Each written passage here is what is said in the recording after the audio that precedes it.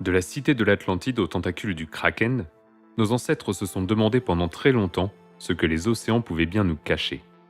Après presque 200 ans d'exploration, on en sait désormais beaucoup plus. Et on sait notamment que c'est dans les océans qu'il fallait chercher si l'on voulait comprendre la forme de nos continents. Car à la surface de notre planète, l'eau n'est jamais là par hasard. Les bassins océaniques se situent là où la croûte terrestre est la plus basse. Si l'eau nous sépare d'un pays voisin, cela veut donc dire que la croûte est moins élevée dans cette région. Mais à quelle profondeur se trouve-t-elle ? Cette question est restée sans réponse jusqu'au XIXe siècle. Une période durant laquelle les marins vont enfin commencer à recueillir des données d'une façon plus ou moins rudimentaire. Pour cela, ils font descendre une longue corde équipée d'une sonde en plomb et ils enregistrent la longueur nécessaire pour toucher le fond marin. Avec cette technique, il faut des années pour obtenir une ébauche de carte des océans, mais cela ne les a pas empêchés de le faire. Dans les années 1850, une esquisse de carte de l'Atlantique est proposée. On ne va pas le cacher, ils ont beaucoup trop peu de données et cette carte est donc complètement fausse. Pour établir une meilleure carte, les Anglais décident d'envoyer en 1872 un équipage de 200 personnes faire le tour du monde à bord du HMS Challenger. Un voyage de 4 ans, aux 4 coins du globe, dans le but d'étudier les fonds marins. C'est notamment ces hommes qui ont découvert pour la première fois, le 23 mars 1875, qu'ils pouvaient descendre leur sonde à des profondeurs encore inimaginables à leur époque. Dans le Pacifique, ils parviennent à descendre plus de 8000 mètres de corde. Cet endroit, nommé Challenger Deep en hommage à cette mission, on le connaît aujourd'hui comme le point le plus profond sur Terre, à presque 11 000 mètres de profondeur. Bien que ces moyens étaient pour le moins rudimentaires, ils ont quand même réussi à produire à la fin du 19e siècle les premières esquisses de cartes bathymétriques, qui commencent à montrer des régions montagneuses et des zones beaucoup plus profondes. Mais c'est au début du XXe siècle que les choses vont changer. Plus précisément, le 14 avril 1912. Suite au naufrage du Titanic, il devient maintenant essentiel de pouvoir détecter tout ce qui pourrait nuire au voyage maritime. C'est ainsi pour cette raison que le sonar est inventé en 1914. En envoyant des ondes sonores en direction du fond marin et en calculant le temps qu'elles mettent à revenir, il est alors possible de connaître ce qui se cache sous l'eau. Et il ne faudra pas attendre longtemps avant que cette invention trouve une autre utilité. Car le 5 septembre 1914, un vaisseau anglais est pris de surprise par l'attaque d'un sous-marin. La menace allemande se tapit maintenant sous l'eau. Et les 2 guerres mondiales, qui marquent la première moitié du XXe siècle, vont ainsi lancer une course au développement technologique, amenant de nombreux scientifiques à travailler dans l'armée. Parmi ces hommes se trouvait Harry Hess, un géologue devenu capitaine de l'USS Cape Johnson. En transportant à son bord les troupes autour du Pacifique, Hess en a profité pour utiliser le sonar. Après de nombreux allers-retours, il découvre pour la première fois des montagnes au sommet plat, isolées au fond du Pacifique. Après la guerre, les Américains recherchent de jeunes hommes pour partir à la recherche de la chaîne de montagnes cachée sous l'Atlantique. Mais il faut partir à bord d'un bateau, et ils vont donc gentiment expliquer à la jeune Mary Tharp qu'elle n'y a pas sa place. Elle restera au laboratoire pendant que son collègue Bruce Heazen collecte des données avec le sonar. En dessinant toutes ces données, Mary va confirmer l'existence d'une chaîne de montagnes qui parcourt l'Atlantique. Et elle va découvrir qu'elle est traversée en plein milieu par une petite vallée. Mary commence à se dire que cette vallée pourrait être causée par le déchirement entre différents morceaux de croûte. Mais son collègue n'est pas le plus grand fan de ces trouvailles, car il trouve que cela ressemble beaucoup trop à une théorie que tous les scientifiques trouvent ridicule. La dérive des continents. Dans les années 1940, la grande majorité des scientifiques continuent de se moquer d'une idée qui est apparue au tout début du XXe siècle.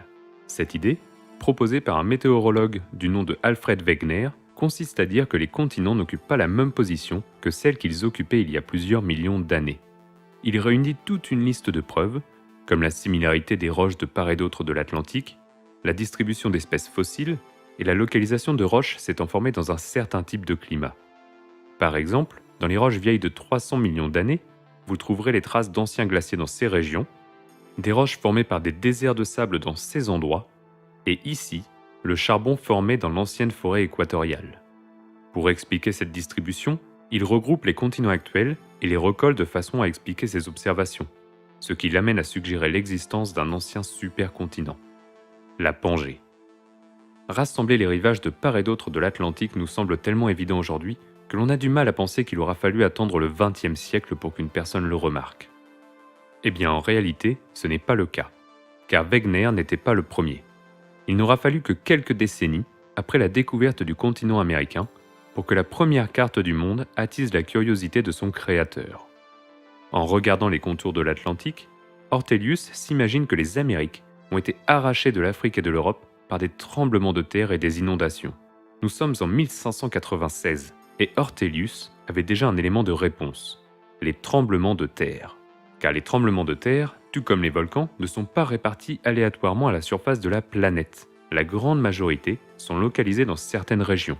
Parmi ceux qui sont le mieux placés pour le savoir, il y a les Japonais. C'est notamment l'un d'entre eux, Kiyu Wadati, qui a découvert dans les années 1920 que tous les tremblements de terre ne naissent pas à la surface. En suivant le temps que mettent les différentes ondes sismiques à se propager dans la croûte, il remarque quelque chose de particulier. Lorsque la croûte terrestre se fracture, elle crée différents types d'ondes sismiques, qui ne voyagent pas à la même vitesse. Plus on s'éloigne de l'épicentre d'un séisme, plus l'écart de temps entre l'arrivée des ondes primaires et secondaires se creuse. Si vous êtes proche, l'écart est très faible.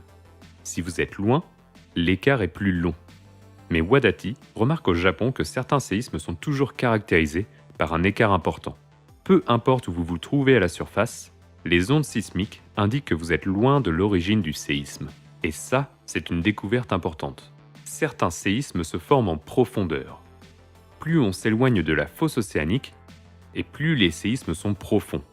Mais normalement, les roches ne cassent pas à cette profondeur. 200 km sous nos pieds, les roches du manteau ne sont plus totalement solides. Elles bougent sur une grande échelle de temps. Pourtant, certaines roches doivent être solides pour engendrer des séismes. Il ne le sait pas encore, mais Wadati est le premier homme à dessiner une zone de subduction. Bien qu'il se doute que sa découverte et celle de Wegener soient liées, ce sont des géologues américains qui vont proposer une explication à ces observations. Ces tremblements de terre seraient liés à l'enfouissement de la croûte océanique sous une autre croûte, ce que l'on appelle la subduction. Cette croûte océanique, qui garde pendant longtemps sa température plus faible, serait encore solide et capable de se casser pour faire trembler la Terre. Ces subductions pourraient également expliquer la formation des volcans qui forment la ceinture de feu autour du Pacifique. En s'enfonçant, la croûte va relâcher l'eau des océans qu'elle avait coincée dans ses minéraux. Mais si l'on ajoute de l'eau dans le manteau, cela baisse la température nécessaire pour faire fondre ces roches. Sans eau, elles étaient solides à 1000 degrés, mais lorsqu'elles contiennent de l'eau, leur température de fusion est beaucoup plus faible. L'eau relâchée par la croûte océanique va donc entraîner la fonte de certaines roches, créant un magma qui naviguera au travers de la lithosphère. Quand ces roches fondues atteindront la surface, elles formeront des volcans. Le mont Fuji, tout comme les autres volcans de la ceinture de feu, se trouve au-dessus d'anciennes roches océaniques qui s'enfouissent dans le manteau. Mais ce n'est pas le cas de tous les volcans. Prenez l'île de la Réunion ou l'île d'Hawaï. Ces volcans sont faits de roches fondues qui arrivent à la surface. Mais il n'y a aucune zone de subduction aux alentours. Ils se situent sur ce que l'on appelle un point chaud, une source de roches fondues provenant d'un endroit dans le manteau où les roches fondent. Ce point chaud, il ne bouge pas, et en quelques milliers d'années, il parvient à créer un volcan.